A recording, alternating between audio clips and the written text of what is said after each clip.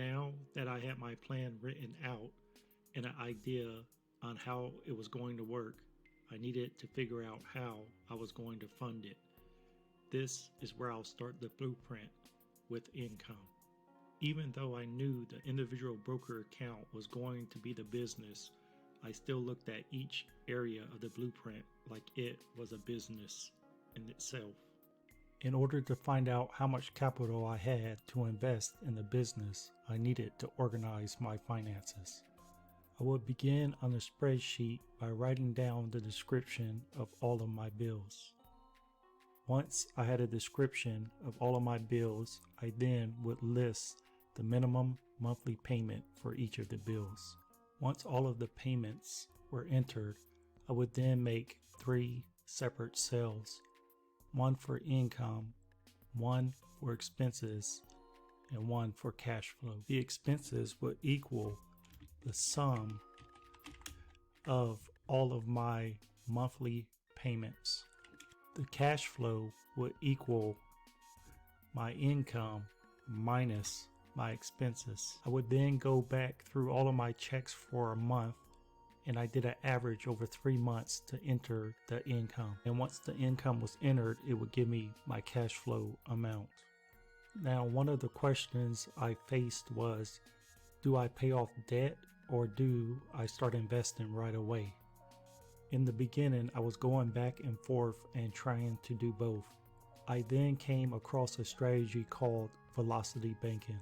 Velocity banking was a way to accelerate paying off debt. The velocity banking strategy was easy for me to understand. It was acquiring a line of credit and then leveraging that line of credit to pay off debt at a faster pace than normal. The basic concept is, once a line of credit is obtained, a current debt, like an automobile, will be paid off by the line of credit. Then, all income, even income that would normally sit in my checking account to pay bills at a later date, will go straight into the line of credit, keeping the balance of that line as low as possible. For example, I may have gotten paid on the 1st and 15th of each month. I could not transfer this money into the car as I would need it to pay all other expenses throughout the month. So the interest I paid on the car would be the calculated amount month after month. With a line of credit, even though the total amount would be the same as the car, I could lower the interest most of the days out of the month by taking the money sitting in the checking account anyway and putting it into the line of credit, lowering the total balance and paying less interest on that amount. When it came time for the monthly bills, the particular amount needed would be removed from the line of credit and then put back in the next month. Velocity banking isn't for everyone. It does take some discipline, and you have to pay attention to detail to make sure that it works for you. It did work for me. One thing I also noticed is, as I created this plan and as I started working through it and doing things, the plan itself, the way I thought, all began to evolve and change.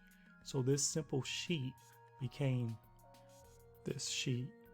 And as I started paying bills, as I started learning about velocity banking, learning other ways of doing things and thinking of this as a business, the first thing I thought is, where can I cut costs?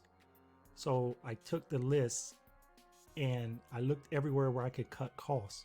So I look at entertainment, for example, and I'm thinking, part of this entertainment is included. It's like Netflix, Hulu, Prime, Disney. And I'm thinking, I didn't need all of those. I'll watch a show on one and then I'll switch to another for a month or two, then switch back. It was just taking a lot of time. So I could cut out, $15, $30, $40, $60 from this entertainment. And that would drop it to $140 and increase the cash flow to $1,000. And then I looked at the gas thinking, there's times where I spent extra time driving when I didn't need to, or going places where I didn't need to, and started thinking about how I was spending, looking at groceries and gas combined, going to the groceries, buying, going extra trips, and I was able to reduce both of these. And these are all examples. There's not the actual, these are just examples, but I was able to reduce groceries to say $4.50 and gas to $1.20. And in doing that, it increased the cash flow to $1,090. So each time I could find places to cut costs, it would increase the amount I could use to produce these covered calls and cash covered puts, which in turn, basically it's the old saying, you do right now what others won't so you can live how others don't later. And I know we all deserve, we work hard, we deserve it. But for me, I didn't look at it that way. I looked at it like a means to an end. I had goals now. I had things to reach, and this was what I did to help me to be able to reach it. And then as far as velocity banking, the way I was paying bills changed. So creating this sheet, I basically separated budget.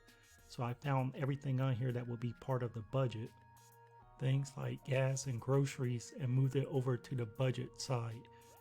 The idea was to have 2 credit cards and the checking account. Those are the only 3 places money would come from my account. 1 card was used for the budget, 1 card was used for the bills, and usually these were rewards credit cards, and then anything else like mortgage that couldn't be paid with a credit card would come out of the checking account. So once I moved the budget over, then I looked for anything that could be paid with a credit card and moved it to the bills side. So things like electric, water, phone, internet, childcare, anything that I was able to pay with a credit card was moved to the bills side. And then I looked at savings. Now that I understood, I did my research, I know that I don't no longer need a savings. I don't need an emergency fund. I won't need a savings. I won't need any of that because it will all be built into the policy. Technically, I still have those things. It's just not, it's basically being redirected into another account. And once these were separated out, the required checking amount would equal the sum of, it would actually equal the sum of all of this here. So I would add, a buffer on there. So I would probably just make this required check account amount about $2,700. And when it came to the velocity part of this, if I take a look at it here, the income would go into the policy, and then from the policy, it would replenish whatever was used out of the checking account and buy more stock if there wasn't a loan already on the policy, or pay off the credit card. So basically there was just 3 different areas the money would come or go. So if a certain amount came out of the checking account, dropping it say to $2,000, or there was only $300 or $400 left at the end of the month, it would be replenished from the policy. And there are times where when the checks came in, I would just leave it in the checking account instead of transferring it to the policy. It just depends. And then this is something that just comes with time and after doing it over and over and understanding it all. One other thing I did was, no matter where I worked, what I was doing at work, if I liked the job or not, I gave it 100%. I always worked hard. Doing that in combination with looking at all the bills, cutting off expenses where I could, that increased cash flow, and working hard helped me to advance my career to make more money. Those combined helped me to produce these calls and puts. In the next video, I'll go over how I opened the broker account.